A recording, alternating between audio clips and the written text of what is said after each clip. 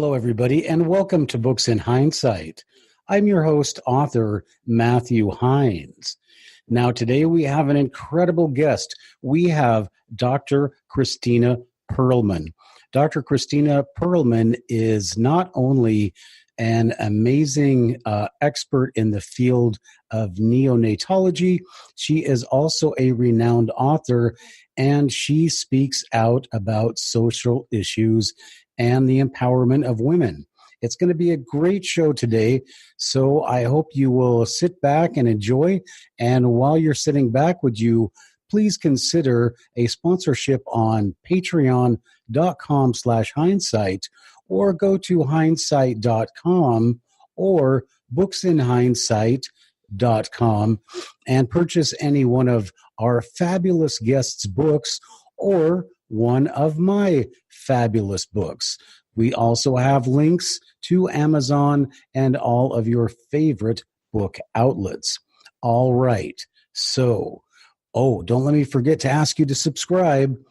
Now, without further ado, let's bring out Dr. Cristina Perelman.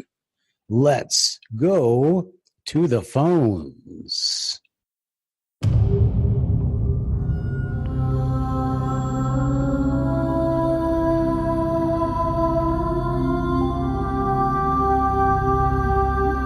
Welcome to Books in Hindsight, the only podcast where hindsight is always 2020.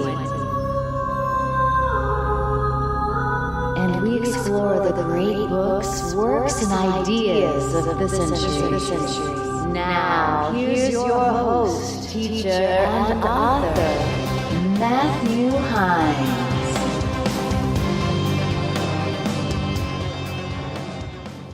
Hello, everybody, and welcome back to Books in Hindsight. As I promised you, I have Dr. Cristina Perelman.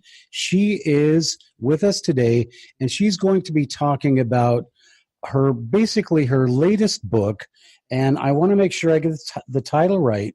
It is The New Working Woman's Revolution, small r in parentheses, in case you're Googling it. And then the predecessor to that book is The Modern RNs, and that would be Registered Nurses Revolution. And again, small r in parentheses. And I don't know how that works on the search, but if you're going to Google that, it is small r revolution. And Cristina can be found at CristinaPerelman.com. And also she has another website called figjam.guru, which is a little bit of fun. So we'll be talking about that a little bit later. But right now, just before we introduce Dr. Perelman, I want to give you some of her accolades. I want you to know exactly who we're talking to here. She was the keynote speaker recently at a Los Angeles and I want to make sure I'm saying this correctly, Neonatal Doctors Conference. She was the keynote speaker there and also has been ranked as one of the 50 authors that you must read according to an authors organization. And Dr. Perelman is going to tell us all about that. So welcome, Cristina. Welcome to Books in Hindsight. Thanks. Quick correction, though. The keynote was to the National Association of Neonatal Nurses. So it was 900 members, and my keynote was on nursing empowerment. So just a slight difference, but it was to a huge group of nurses. All right. Well, that's fantastic. And what an honor. And in Los Angeles and 900 nurses. So you are pretty much a well-respected person within your field. I don't really have to say much more about that. And how about your being ranked as one of the 50 authors you must read? Do you have any comment about how that came about?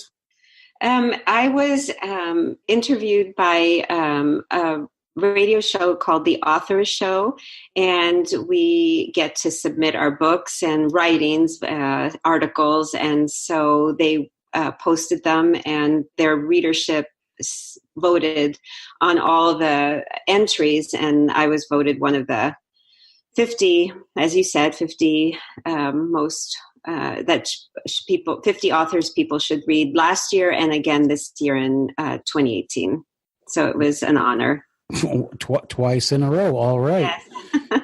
Well, that's pretty interesting because there's a lot of people that have written books over the years, and you're one of the top 50 that they recommend that you should read. So we're going to talk about Dr. Perelman's books in more detail, but she is a prolific writer, and she writes according to many different subjects. A lot of them have a similar theme, but she also writes kind of a children's book that we're going to talk about. So before we go any farther, Dr. Perelman, if you don't mind, I just want to give the listeners and the people watching on YouTube, I want to give them the titles of your books. So the latest book is The New Working Woman's Revolution. As I said again, the second most recent is The Modern RNs, Registered Nurses Revolution. And then you have some earlier books.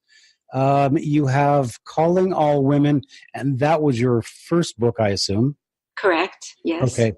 And then you also have diversified into, you have a book called The Caretaker of All Souls, which has to deal, I assume, with people that have passed on. Yes. Okay, so we'll talk about that a little bit also. And I just want to make sure I get every one in here. And then there's another one called Fired. Correct. Okay, and that's, I'm very interested about that. That sounds like it could be fun. And then finally, we have The Adventures of Fig Jam. And that is, as we said before, kind of a children's book. And then accompanying all of these, you have a kind of a fun, like poems or stories that go with them? Right. Not the very last two, but the first three, the Calling All Women, Fired, and the book on death, they all have rhyme books that accompany them. Okay. Well, that's fantastic. So now we kind of, we see you as a writer or as an author.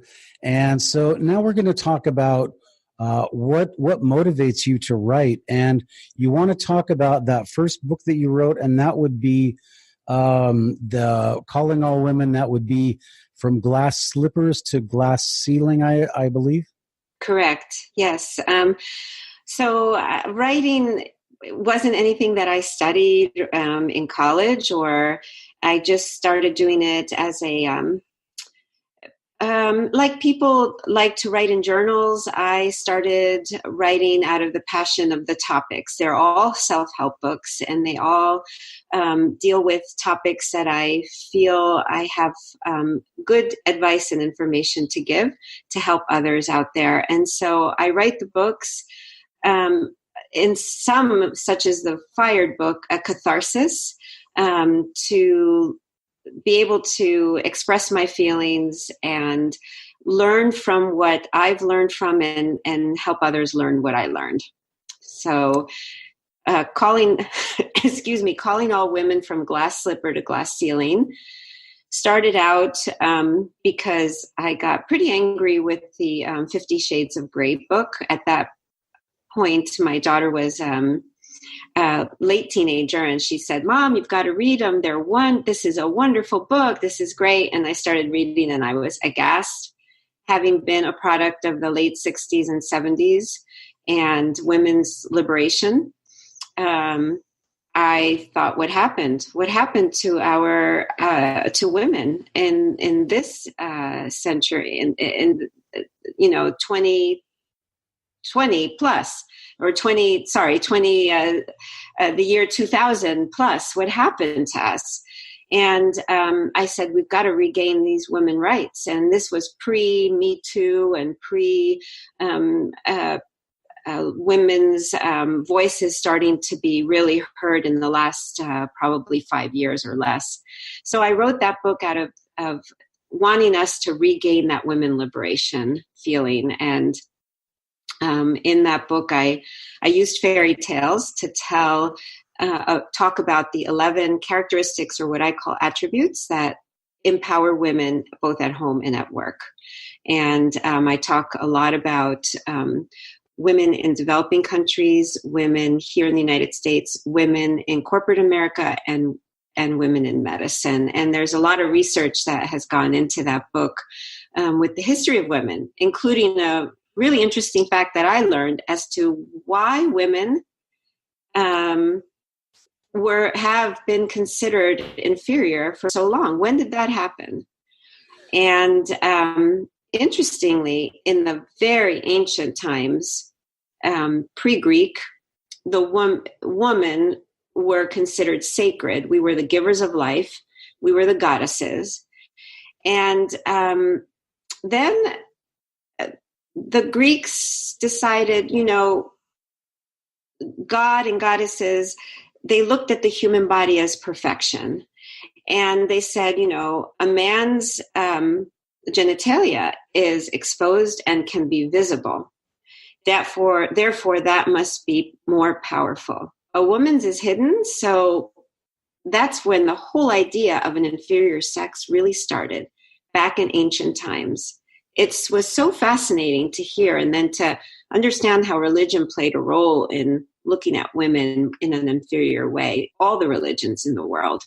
And so that whole book goes into all of that.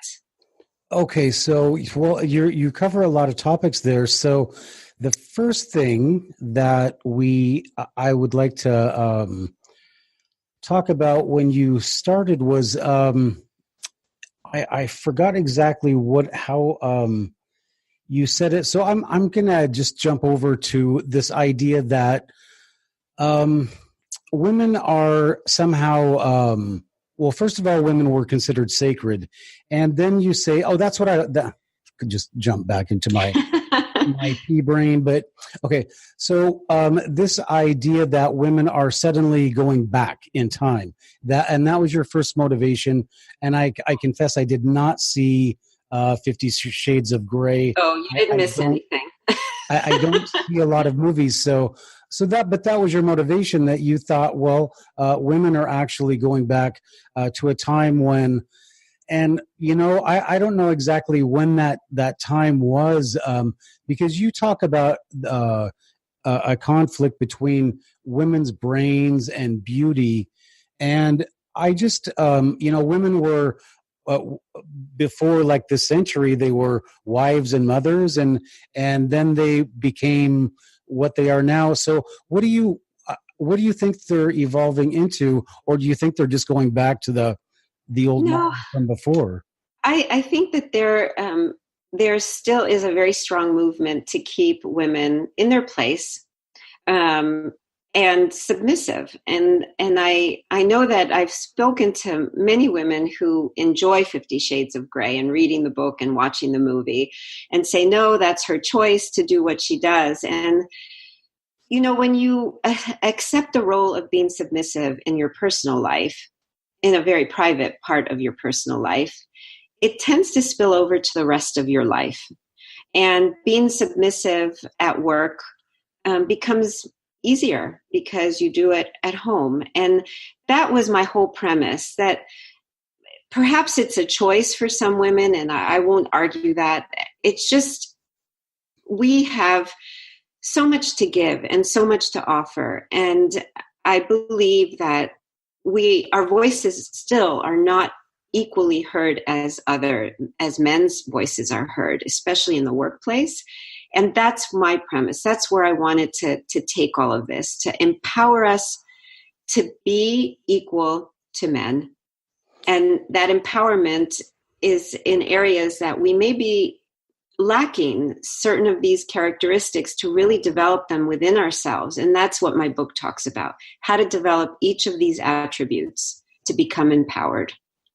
Okay, and the book we're specifically talking about is Calling All Women from Glass Slipper to Glass Ceiling. And you say, well, it's not a documentary, it's a series of stories, fairy tales. Actually, I use the fairy tales, a fairy tale for each attribute to show parents, for instance, and women reading this book, that if you tell a fairy tale, because there's been a lot of talk that fairy tales make girls, think that they're inferior. They're looking for their Mr. Wonderful and happily ever after.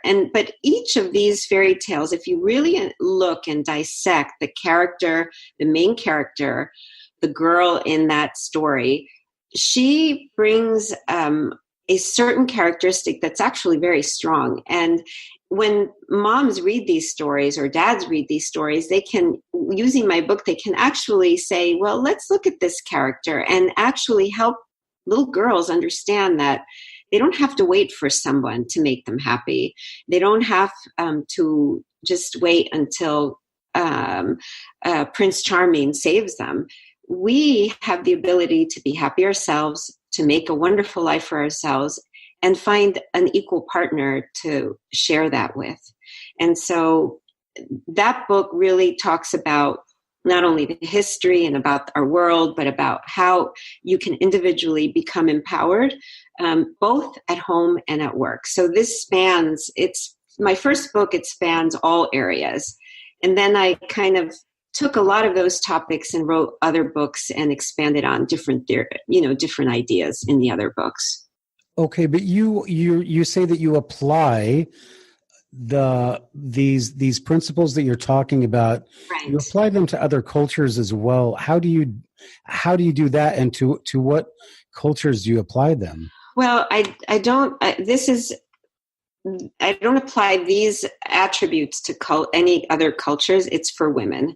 Okay. of all cultures, but they're going to have to within their culture see how each of these individual characteristics they can grow within themselves and within that culture. And some of the cultures may not be as accepting, and that will be something that over time through education early on that can be, they can make a difference. But this specifically deals, what I wanted to is this was for the American woman who wants to shatter that glass ceiling and how she can do that. And that glass ceiling can be a personal glass ceiling, whatever her belief is, that what goals she wants to attain both at home and at work.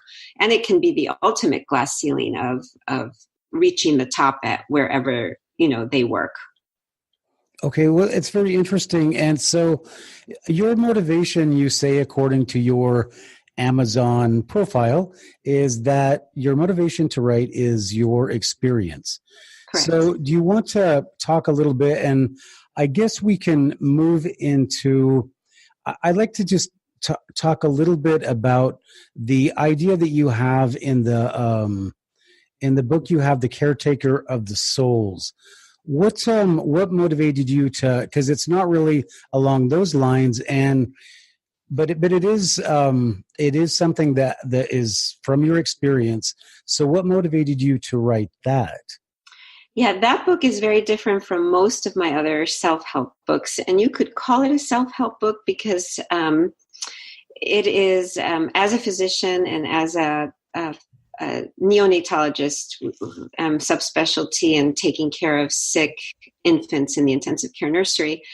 I have seen death and dealt with it with families, and it's not a foreign topic to me. And so I felt a need to write about death as an entity that I could actually interview.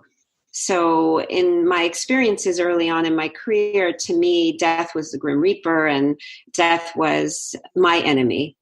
If I was in the middle of a crisis with a baby and I felt that the Grim Reaper was right there, ready to snatch this little one away from me, gosh darn it, I was going to fight to the end because that baby was going to stay with me. And it took one of my nurses, one of the many wonderful nurses that I've worked for and with all these years, to say to me, Dr. Carballo, it's okay. Death is not our enemy here. We can let this little one go. It's time. And that clicked in me the thought that, what? Really, death all these years has been my partner, helping me bring a baby to a better place when that little one couldn't wouldn't have good quality of life or couldn't survive. And so I stopped looking at death as something to be scared about, dark and foreboding and evil, all the images that we have of that hooded, faceless creature.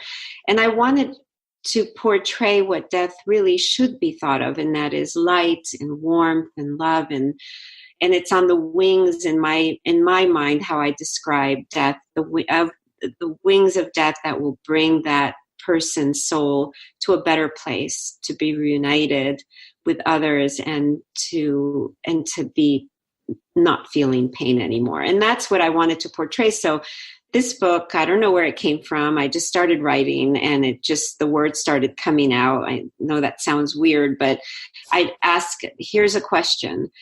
What do you think about, for instance, stillbirths? Where do those babies go? Or what do you think about abortions? Or what about the pets that die that were loved? What happens? And death just answers my questions back. And I think that most people would feel people who have read the book and have spoken to me said, number one, they couldn't put it down.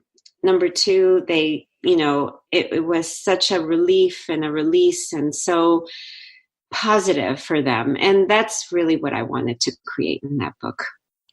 How do you ask your questions, and in what form is the answer? It's as if you and I are sitting in, like we are right now, in front of each other, and I say to death, and the reader certainly can go to the books and see how the questions are framed, but I frame it very personally. And I say, death, what happened, or what do you feel about someone who commits suicide? What's your role, and what does that mean? And death will say his answer, the death's entity's answer will just come out, and it'll be very positive. Right. Yeah, because death is just part of it's just part of a release of something that we don't probably really understand, but that's very, very interesting. And so you talked earlier about your first book. You said it was cathartic. Right. And in this book, having to deal, of all people to have to watch pass on, to see little babies, I don't know if I could handle that. Was that kind of cathartic for you as well? It is. And I always say people choose a career based on something they may be frightened about. And I think doctors choose their profession because they're frightened of death. So I still feel, despite writing that book and feeling a very intense connection, there's still a human part of me that is so scared about, is there anything afterwards? What is there? And so I feel I need to reread my book every once in a while, because I feel that it's something that we need to be constantly reminded of. And my books are cathartic in that way. I wrote my first book based on my feeling that women liberation needs to come back and women need to get empowered. My book on Fired was cathartic because I got fired. And it was a shocking, terrible situation for me that I couldn't believe had happened in my worst nightmares, having an accomplished career and having accolades from my community, the hospital I worked with, and yet I was fired for, quote, not being a team player. And so I wrote that to help others navigate that. Right. Well, Dr. Perelman, I want to talk about that book specifically, but I want to make sure we're kind of being chronological here. So the first one was The Glass Slipper. The second one was your The Caretaker of the Souls. Was that number 2? No, number 2 was Fired. Okay. So I wrote Fired when I got fired. Okay. No, but that was cathartic. That was very cathartic. Okay. Because I was pretty angry. Okay, so do we want to talk about that because we're really just starting and we need to get into this topic of what you're really writing about, and we really haven't even touched it yet. So do you want to talk about specifically what was the motivation for Fired? Sure. So I was 20 plus years into my career, and I had developed a very subspecialty unit in the hospital I was working at and brought a particular technology to our city that didn't have it. And we created a beautiful unit within the intensive care nursery for these little ones to help them. And it was phenomenal. We had press release. I was on the news. I got awards from the community for what I created. I didn't create it. I helped bring it, and with a team, we built an incredible unit. And alongside with that, I, being as passionate as I was for that, I was critical of some of my colleagues who were not sending me babies that needed this specific help in time. And so I was brought, at that point, our small group had been bought out by a corporate entity, corporate healthcare entity. And they felt that I wasn't being a team player by criticizing my colleagues. And so they simply said, because you're not a team player, we're going to terminate you effective immediately. And I had no recourse. And it was a shocking situation. Okay, so can I ask you? Yeah. Business or personal decision, what do you think? Say again, I'm sorry. Was this a business or was it a personal? I think it was really a personal issue. There was quite a bit of jealousy within the colleagues that I worked with that were at different hospitals. And corporate-wise, that particular corporation didn't really care about bringing us together and talking about it, because I remember saying in the meeting, so you'd rather just fire me with everything I've done, and instead of bringing me together with everybody and we could sit and talk this out. And there was no answer. It was a final decision. Okay. Can I just, I'd really like to ask, going back to this procedure that you had developed, was this something that was going to make the hospital money, or would it have cost them money by curing children? No, it was it was the ability to help babies who had lacked oxygen at the time of delivery by cooling them. It's a very well-known national now. Everyone can do that. I mean, there's an ability, not everyone, but certain hospitals have the ability to what we call cool babies so that we can help protect their brains. And the area where I lived did not have that. And so I had gone to a center of excellence in California to acquire knowledge about it and brought it back. So it was a whole team of ours, and the hospital was very happy. I was not employed by the hospital. The hospital was as shocked as I was when I was fired. So no, the hospital was thrilled. Now the other, the players that weren't sending me babies at the appropriate time, they were in smaller community hospitals, and those hospitals, they want to retain their patients. They don't want them sent.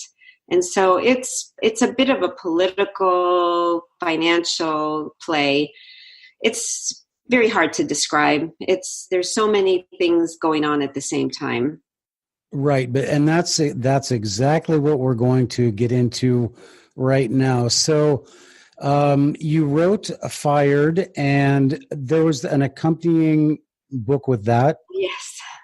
And the book is for anyone who, I think it makes a great gift for someone who just gets their first new job. It's about corporate America and about how you have to look very carefully, because there are corporations and then there are corporations, and there are great places to work that truly respect the individuals and within that corporation, and there are those that really have no care for the people who are working for them.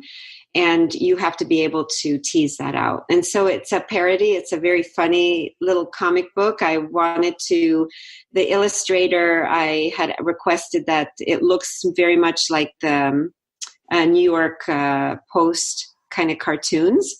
And they do. And it's just a great positive message at the end that even though one door slams shut, another door opens, which had happened to me, thankfully. I was recruited by another group and am doing great. And, when one door closes, never fear. There's a reason behind it. Perhaps it was the best thing to happen because you move on to a place that truly will respect you. Yeah. And it's really, what your book Fired, that is basically part of corporate American culture. And it seems to be more so, in the past, 20, 30 years, where people just go to work one day and all of a sudden for no reason, they're out of a job. Now you've got into the area of, you're talking about a certain group of people that you think are not treated equally in this environment where you can lose your job at any day, where your company can go out of business any day. And I just like to, because that's really what the focus of your book is about. So, or your three books, well, not your three books, actually, most of your books are about. So let's just talk about culture, because I think really before we start to talk about what you think is the answer, we need to really talk about the problem. So you're in the medical profession. What is the problem in the medical profession? And what motivated you to, even before there was Fired, what motivated you in the medical profession to think that there was a problem?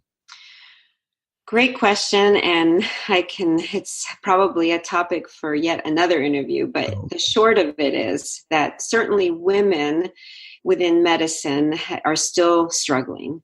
Yes, 40 to 50% of women are in medical school and in residencies, but the ability for women to feel empowered within their profession is still difficult. It's still a good old boys club. I think that it's changing, and I think probably in the next few decades we may see a total change, but we are still in the midst of a good old boys club. And I faced it before.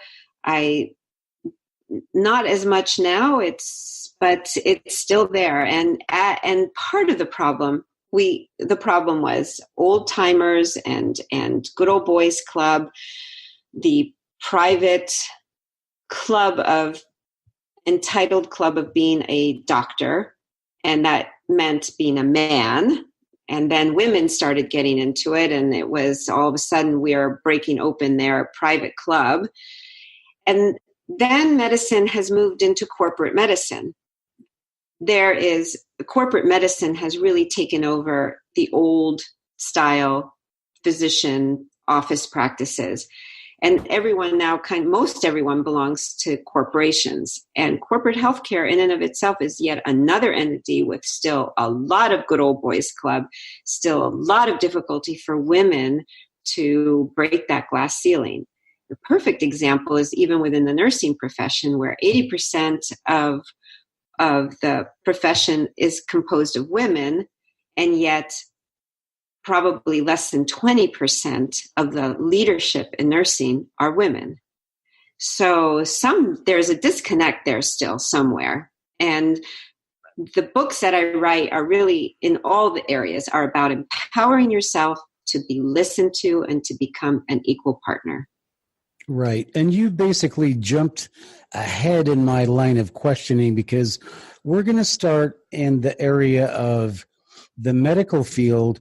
And as you said, it is a traditionally male-dominated area because the doctor has always been a man. And so you kind of have, in that environment, not even when you start to talk about we're leaving corporatism out for right now.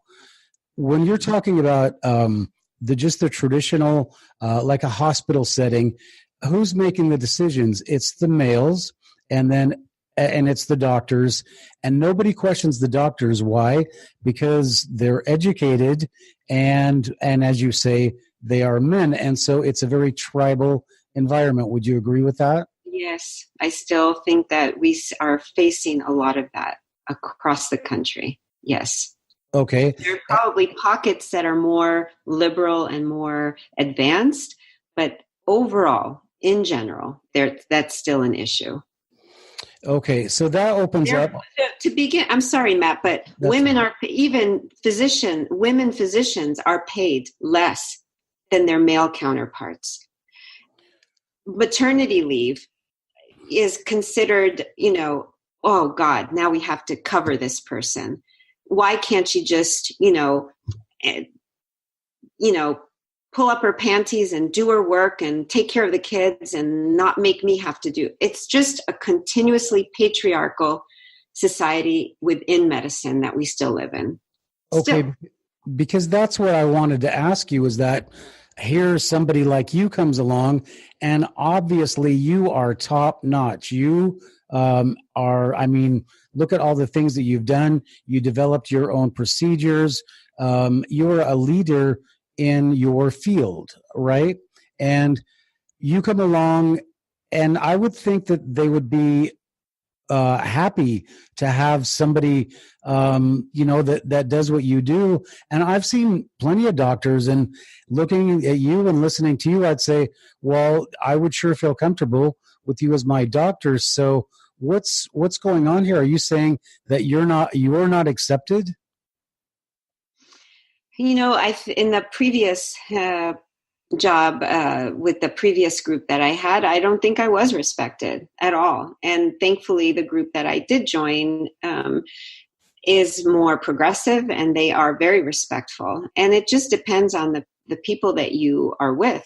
And unfortunately, it's just not an even board out there. You just have to find the right place. And when you're not in the right place and you try to make a difference, sometimes it just backfires on you. Many, many times, I would hope that people do learn and do accept and do become more respectful, but it's a really uphill battle. And there are some women who continue to struggle, even young women, in practices that there should not be a struggle. And they're being dumped on by their male colleagues because, they're women, they can handle it. Okay, but things happen to you. And and enough so that you felt motivated to write books to help other women. So can you give us an example of something that happened to you that you just find really unacceptable? One particular instance, there are many, I write a lot of instances that I experienced myself, or female colleagues that I know in different areas in the country also experienced, who told me stories. So, but one in particular, one was, I was a new attending. So, you finish your residency, you finish fellowship, which I did my subspecialty training in neonatology. First year attending, and we have a sick baby in the intensive care nursery. And I had to consult the pediatric surgeon because the baby had a problem that required pediatric surgery to be involved. We talked in the morning, and he said, great, we've got a plan going. By the afternoon, the baby had taken a turn for the worse, and I was very concerned. And so I called him back, and I said, Dr. So-and-so, I'm really worried. I think things have progressed in the wrong direction. I think you may need to do surgery, I think.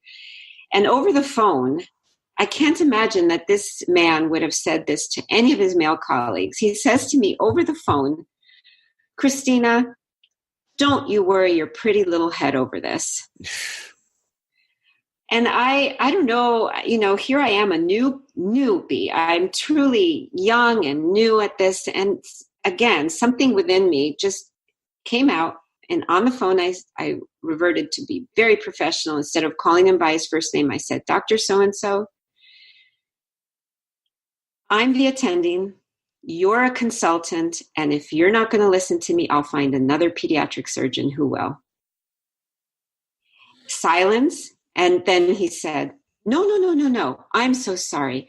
I'll be in to see the baby. But why did it have to take me, that tone of voice, and to say that for that person to not treat me like a little girl?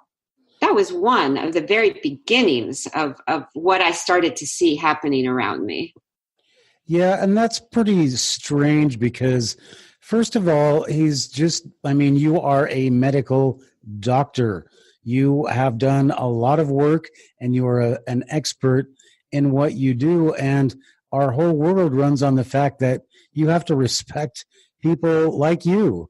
And the fact that he would say something like that, yeah, that is, and that is somebody that would know better, which is probably why he was an older gentleman and an experienced pediatric surgeon, and I was new, and he just treated me like his daughter. Don't worry your pretty little head. You know what? Excuse me, but we're physicians here. I'm not your daughter. I'm not your little girl. This is real. This is, real situation here. Yeah. And that's pretty interesting to hear. So, people that are listening to this might not realize that there is even a problem here. So let's talk about, you gave a speech to nurses. What's the deal? And you talked about how male nurses are preferred or in leadership roles over female nurses. Correct. What's going on there? Why is that? The same thing, Matt. So you look at female nurses are paid less than male nurses. They're not allowed to climb that glass ladder to hit that glass ceiling as frequently, and on top of that, they have the disrespect from being just nurses. And I just wrote a blog about it concerning nurses and nurse practitioners are not medicine light. In the old days, nurses maybe didn't require a bachelor's degree from high school. They went and got a nursing degree. Now they have either a bachelor's degree, many of them go on to master's, and many of them go on to doctorate degrees. So these are very, very learned persons who have a different skill set than physicians do. And I say physicians diagnose and nurses administer care. And you need both to make a patient healthy and whole again. You can't just have a doctor and you just can't have a nurse. And the understanding is that we need to respect what everyone brings to the table, because everyone brings different things, but that are as important to the well-being of patient healthcare. And so again, the book I wrote again goes through these same attributes needed, and I pulled them and I applied them for nurses because they can be universally applied for any human being to empower themselves within their job. And for women, they're very important because we are lacking. And part of it is not so much lacking as we just show things differently. So sociologists have described that women have different traits than men in terms of facing life issues.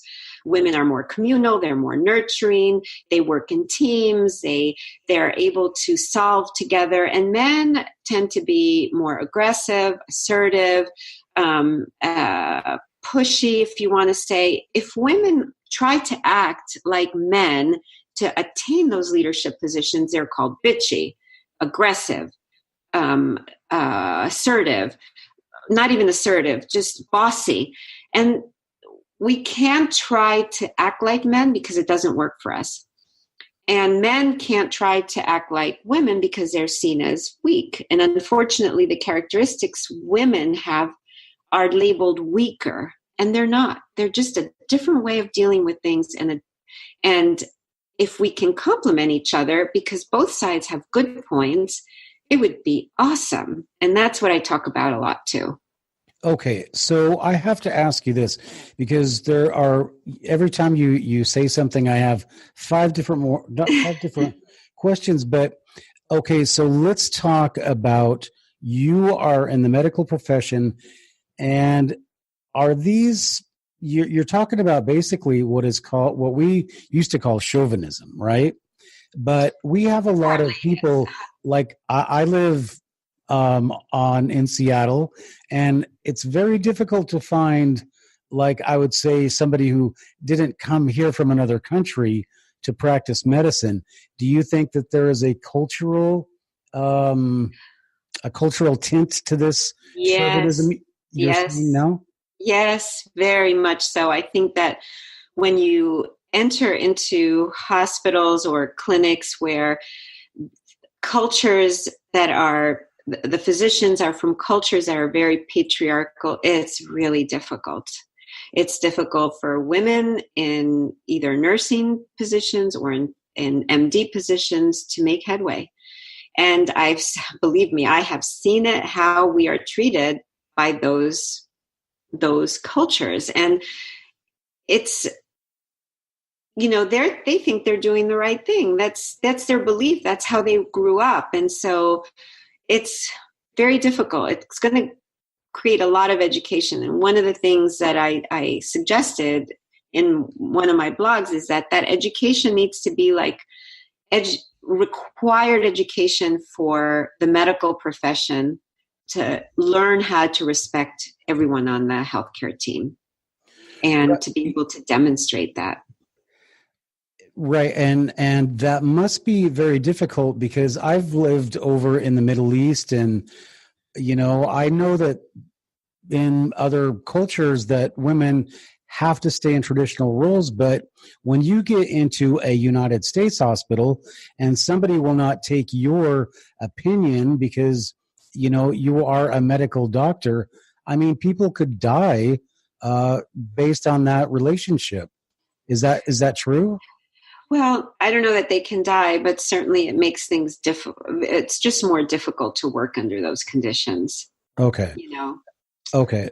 What have you ever had a recommendation that you made you thought was denied or not taken up based upon your sex?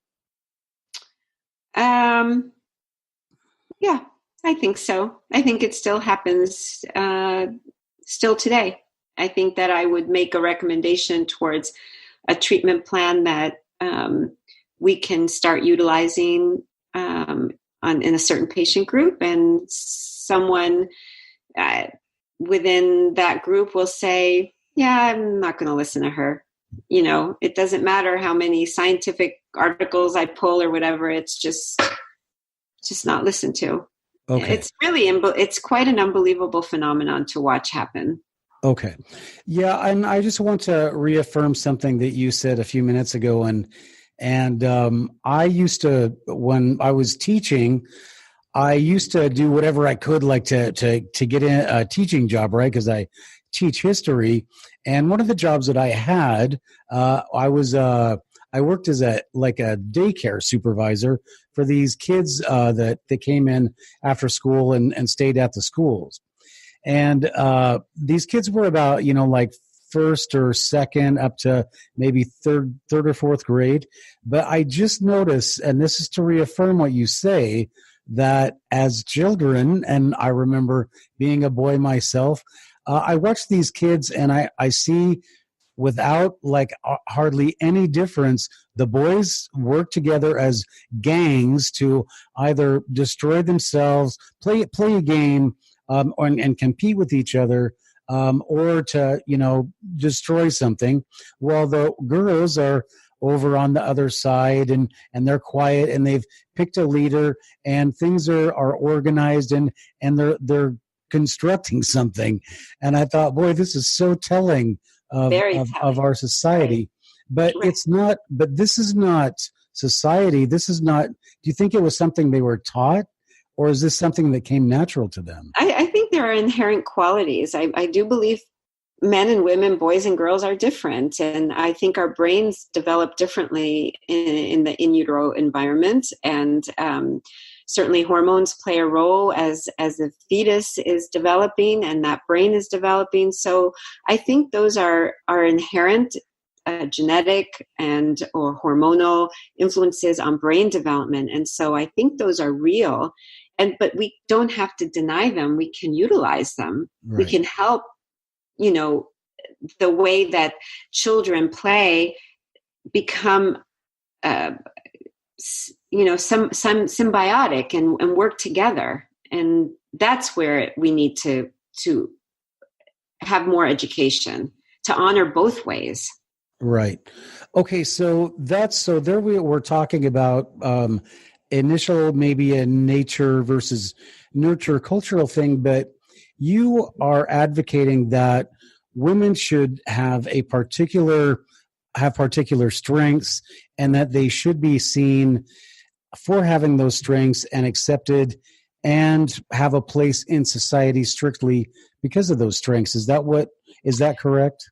I think they should be considered equal despite the differences that there are. And by being able to show their strengths, they show that they can be equal.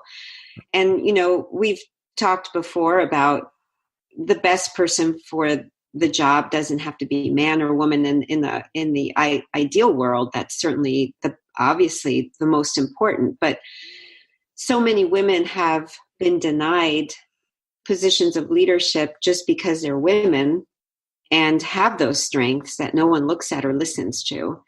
And so I believe that it's really important that equality is across the board for both men and women. Of course, the best person should get the job, but we need to make sure that the women are represented within there, because we have not been represented, including in boardrooms from corporate America.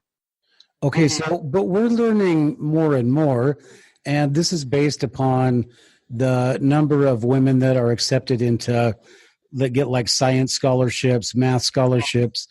More and more, we're finding that this myth this came out in like the 90s that women are not inferior to men in anything intellectual, and we're seeing now that that women are actually lead men in some of the scientific and probably even the medical field. So, are you afraid that they're going to find the same thing, or do you think that because of people like you, awareness is changing, and do you think they'll find a different environment? I think awareness is changing, and I think that the young girls now who are more exposed and allowed to demonstrate their strengths will have better chance as they grow older to be respected for those strengths. But it's going to take some time, and I think it's generations to change. I don't think it's going to come tomorrow or in the next 10 years. I think we're still have a long road ahead. We've made lots of strides, but we still have a long road ahead. Okay. So the last thing that we need to talk about before I let you escape my clutches is this idea you have in the working woman's revolution. It's beauty or it's brains and not beauty. And you're trying to bring people's awareness to the fact that women, and I think this goes full circle back to and I didn't see the 50 Shades of Grey, but I think it goes full circle back to the fact that you think women now are just valued for sex. Well, if you look at the hashtag Me Too movement, certainly you would think that that's unfortunately how women are perceived and used, and I think that it's detrimental. When one of the attributes, for instance, for me is confidence, and a woman who presents, whether she's in medicine or in corporate America or in a business meeting, the way how she holds herself, how her shoulders are square and erect posture, and speaking eye to eye and not downward glance or fluttering the eyelashes or giggling, or those are ways that you can portray yourself as an equal. You still can be well dressed, but there are ways that you can demonstrate not asexuality, but that as a sexual person, you still are equal and you are a confident person. You're not using that sexuality to get what you want. And my point is that when you empower yourself, you don't need that sexuality to get forward or get what you want. You are actually respected for your ideas, for your work ethics, for what you're doing for that company or job. And that's the important piece. All right. So I have to hearken back to Arrested Development. I don't know if you ever saw that No, I have TV not. show, but they were talking about a beauty contest, and they were talking about it was an inner beauty contest, but they said the girl who always wins has it going on in the traditional sense. Mm. So that is my question is that what do you say to these women who say, well, I am smart, but I'm going to use my body and I'm going to wear tight clothes to work because that's what gets me promoted. Yeah. What do you say to them? I mean, obviously you guys are on, two different tiers. Yeah, it's unfortunate because I believe that those women probably have phenomenal strengths and are using their bodies to get promoted, as you say, and it just puts us all backwards because it doesn't allow the other folks to see them for who they really are. Maybe they get promoted and they do a great job, but the underlying current is not good. It's still, well, she got promoted because of how she dresses and how she looks. And that's unfortunate for the whole group of us. I'm not saying we have to look, slovenly or wear burlap bags and at all. I think that we all own our sexuality, and that's important, but we should not use it for advancement. I think the persona of who you are is the most important thing. Aren't those scrubs made of burlap bags? Sometimes they feel like it. Yeah, okay. All right, but do you, I mean, you're obviously an attractive woman. Do you feel pressured that, I have to compete with other women on that scale, even as educated as you are? No, I don't look at that at all. And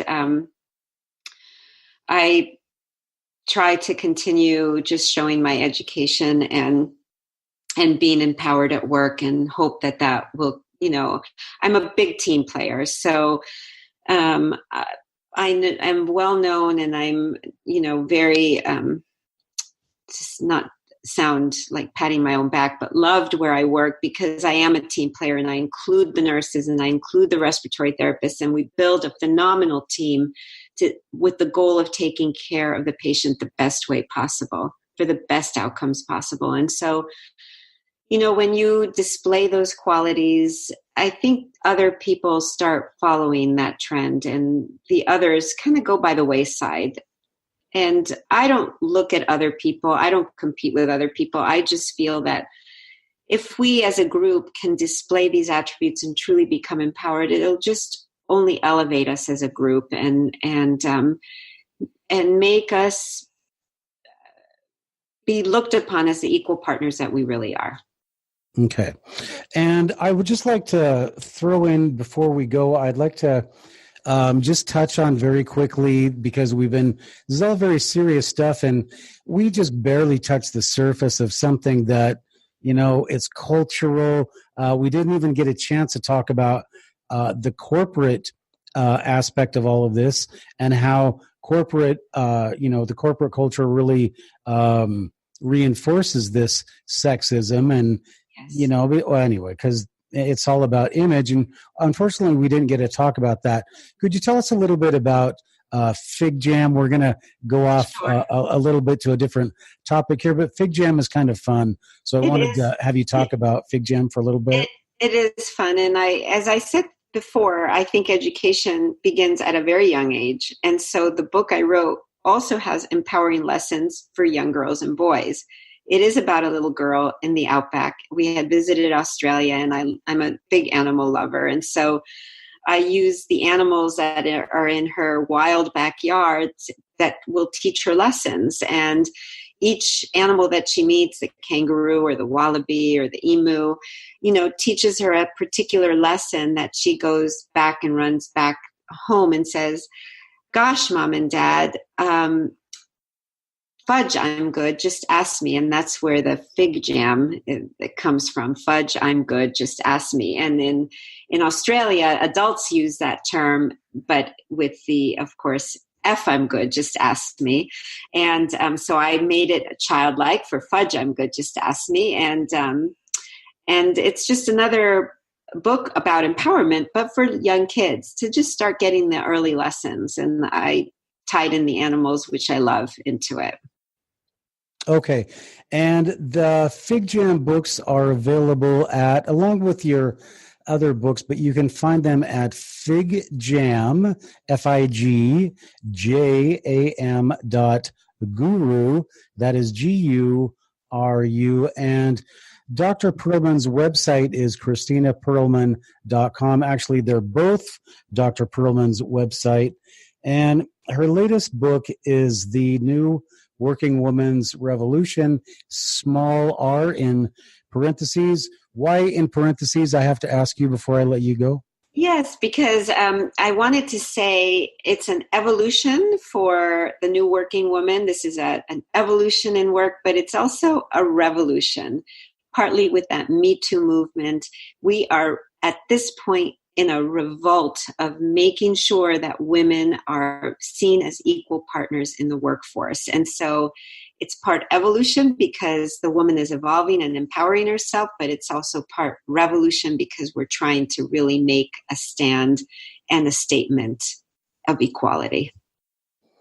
Yeah, well, I wish you all the luck in the world with that because personally, I'm a regular guy and I don't mind having women be my boss because, they're fun and it just makes life a little more interesting rather than just the normal things. So, and I absolutely believe I've been in the teaching field for a long time and, the experts in the teaching field in most cases are women.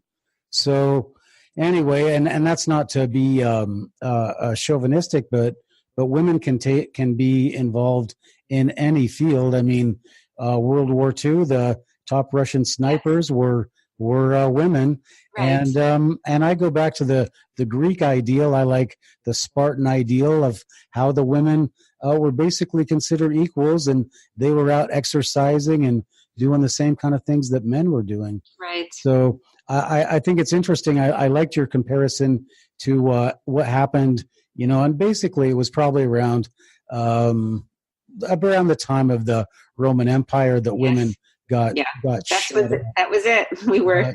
But that's too bad because, and basically it's kind of nice that what we've done is we've allowed 50% of our population to participate and contribute, and you're just pushing that a little bit farther. So good for you. Well, Dr. Cristina Perelman, I appreciate you spending the time with us. I appreciate you being on Books in Hindsight. Could you give us any parting words of wisdom? I guess that if you empower yourself with the attributes that I talk about in my books, you will be able to shatter your personal glass ceiling as well as your professional glass ceiling, whatever that may be. And you will be valued and looked upon as an equal, both at home and at work. All right, great. Are there any new books on the horizon? I'm actually thinking about writing one about corporate America, but it's just at the very beginnings. Oh, please do it. It might not be a good one. Oh, I'm sure. I'm sure. I think you're on the right track. I could give you some input, that's for sure. I'm sure. All right. Well, Dr. Cristina Perelman, she is an author and she is also an expert in the field of neonatology. I hope I'm saying yes, that's perfect. Yes. Okay. Thank you. Thank you so much for being on Books in Hindsight. It's really a pleasure. Thank you for your time. All right. And I'm going to tell everybody goodbye from Books in Hindsight. I just want to ask everybody to please subscribe wherever you see or hear this podcast and keep on reading. See you later. Bye-bye.